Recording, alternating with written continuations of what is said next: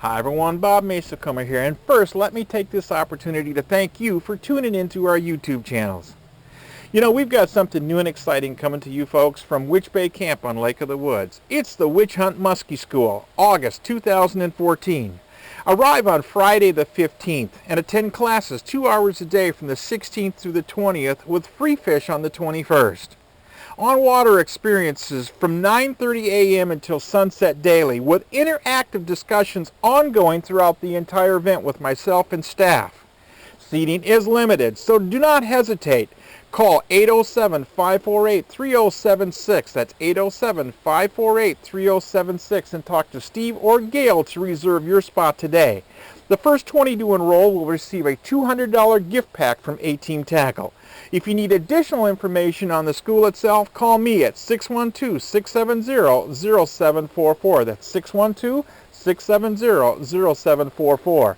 No question will go unanswered. We will talk seasonal trends, daily trends, hourly trends, lure selections, handling fish, taking pictures, everything necessary for your muskie experience to be enhanced. Don't miss it. Come with us. Be at Witch Bay Camp on Lake of the Woods, August 2014 for the Witch Hunt Muskie School. We'll see you there. You know, folks, over the years, over the decades, I have caught literally thousands of fish on a lure called the Jackpot and later on the Havana. Unfortunately, the problem with both of those two lures is they're made of wood. Now, what does that mean to you? Well, if you're using these lures in the granite world, up in the Shield where we fish an awful lot, there could be a real problem with these lures impacting rocks, hard granite surfaces found on reefs, shorelines, the targets that you like to hit. If you were throwing say for instance, a Havana and that kind of stuff, and you landed on a rock up there, this would be the outcome right here. You would see total damage around the back of the lure. Now, if you look at the back of this Havana right now, you'll find out it's very thick. Why is it thick? Because when I designed this lure, I designed it thin. When they built this lure, they built it thicker. Why? To cushion the impact that happens when these lures hit these shallow areas and come into contact with granite. It was a fix. It was a Band-Aid. It wasn't a cure for the situation. How do you get around that? Well, before we get there, let me tell you something about the lures. The lure I'm about to show you is the new Attack Dawg from A-Team. It is incredible. It works on any rod you want to throw it on, providing it's extra heavy action. The reason for the extra heavy action is hook set. You've got to be able to control the fish at the end of a long cast. So if you like to throw on 6 foot, 6'2", 6'3", 6'6", I like a 6'10" Jim Grant big dog rod for my Attack Dawg fishing. If you like a 7 foot, a 7'6", a 7'8", a 7'10", whatever you feel comfortable with, the new Attack Dawg from A-Team will do it. That's not true with the wooden lures that we have been previously throwing. You were dedicated to certain rod groups to make it work. So you see this width we have right here at the back of the tail? You see the width we have on the tail on the new Attack Dawg?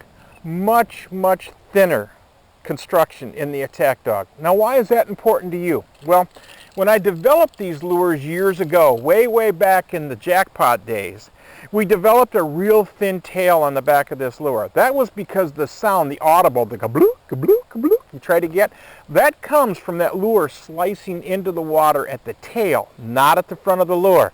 Well, if you bulk these up, you change all the dynamics of the lure. You change the flotation of the lure on the surface, therefore the lure can't dig, therefore it can't make the audible that is so positive in your results.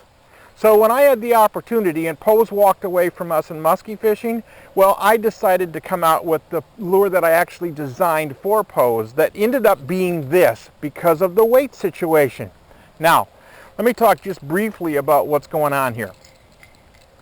You're going to go to the water, you're going to go to the Shield. If you're going to the Shield, you're going to be targeting incredibly shallow waters. If you threw that lure I just hung right there up in those rocks, within a week it's going to look like it went through the mill. It's going to be trash. See the lure I have in my hand right now? This is an Attack Dawg that's been fished for the last 3 weeks on Lake of the Woods. And yes, we're snapping some big fish on these lures.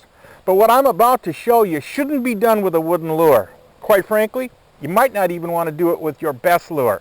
But I'm going to take an Attack Dawg and I'm going to throw it down the street behind me and I'm going to land it on that pavement. Now folks, think about that for a second.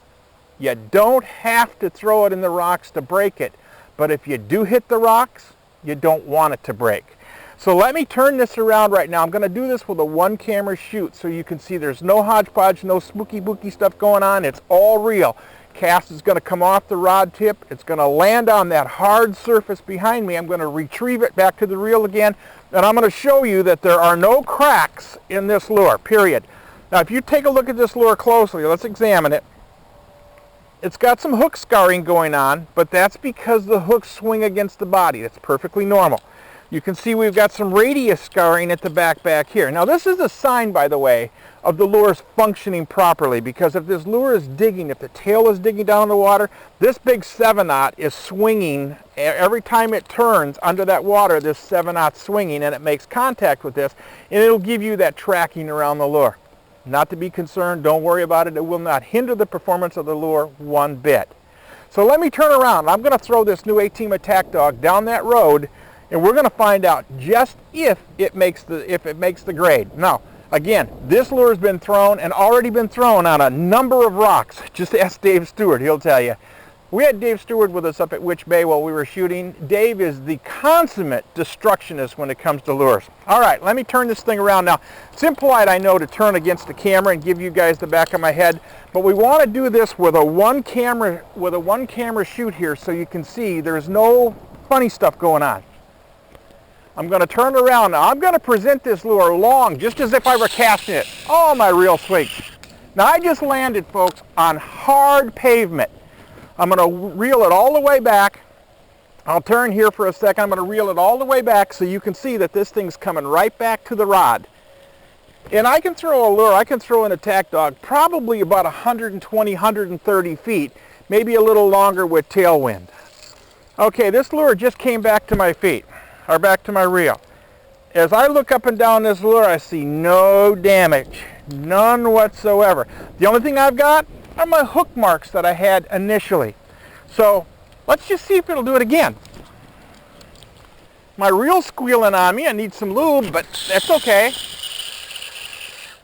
Now I just threw it down there again, another 100 feet. All right, let's bring her back. I could probably stand here and do this for you all day long. Fact is, if you were throwing a wood lure right now, you'd be cringing with this lure coming back to the rod. You'd be wondering just how much of that lure is left. We're not even going to look at it this time. Let's just kick it back and throw it again. Oh boy. All right, let's do it again, okay? How many times do you want to hit that piece of granite down there before you realize that the fish isn't there? Well, maybe it is. If you're Dave Stewart, you're probably going to throw it to those rocks and even a little further. All right, I got a leave on it, so let's take a look now. We've thrown it down there a number of times. Now you can see where I'm scraping it coming back on the pavement, but I've got zero damage to this lure, none. You can't even tell, well, that might be where it impacted. Might be where it impacted the actual tar itself. I have a little bit of tar residue on the lure.